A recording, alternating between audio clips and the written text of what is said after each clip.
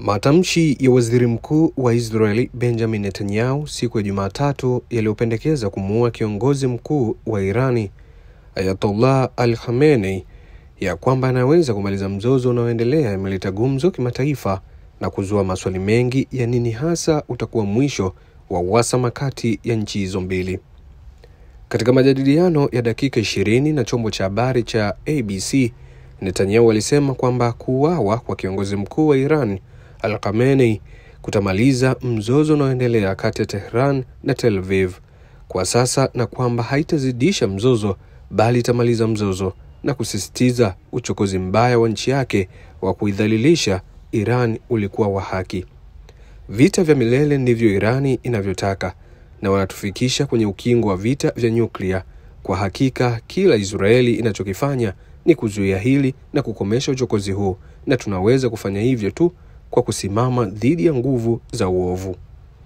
Ripoti za awali zilidokeza kwamba rais wa Marekani Donald Trump alipinga mpango wa Israeli kumuua Khamenei.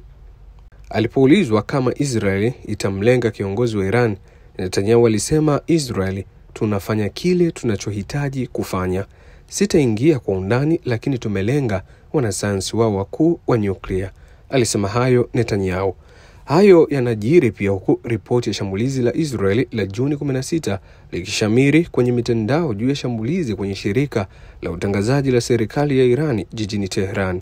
Hatua hiyo ilikuja baada ya Israeli kuonya mamia ya maelfu ya watu katika mji huo mkuu kwamba wahame kabla hawajafanya shambulio hilo. Vyombo vya habari nchini Irani vilionyesha picha za video za shambulizi hilo wakati wa matangazo ya moja kwa moja, ambapo mtangazaji ameweza kuonekana akikimbia kutoka kwenye kamera huku vumbi na taka vikienea angani. Vikosi vya ulinzi vya Israeli IDF vilisema kwamba vililenga kituo cha mawasiliano kilichokuwa kikitumiwa kwa sababu za kijeshi. Wizara ya mambo ya nje mapema Jumatatu ilitoa update ama ushauri wake kwa wasafiri wanaokwenda Israeli ya kwamba ikiwaonya wa Marekani kutosafiri katika eneo hilo kutokana na hatari kubwa ya usalama.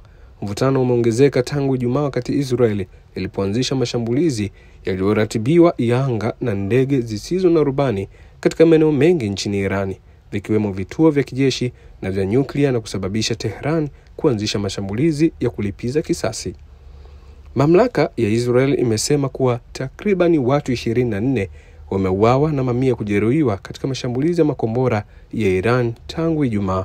Iran kwa upande wake ilisema kuwa takriban watu 224 wameuawa na wengine zaidi ya 1000 kujeruhiwa katika shambulio la Israeli. Wakati hayo yakijiri, jeshi la Irani lilirusha safu ya makombora kuelekea Israeli siku ya leo Jumanne asubuhi, huku baadhi ya makombora hayo yakishambulia maeneo ya kati ya nchi hiyo ukiwemo mji wa Elzilia na kusababisha majeraha machache. Takriban makombora 20 ya ballistic yalirushwa katika shambulizi la Israeli katika shambulio la Iran, kulingana na tathmini za awali za jeshi la ulinzi la Israeli. Mvutano umeongezeka tangu siku ya Ijumaa wakati Israeli ilipoanzisha mashambulizi yaliyoratibiwa ya anga na ndege zisizo na rubani katika maeneo mengi nchini Iran, vikiwemo vituo vya kijeshi na vya nyuklia, na kusababisha Tehran kuanzisha mashambulizi ya kulipiza kisasi. Hizi ni ripoti za kimataifa. Mimi naitwa Mika Ndaba.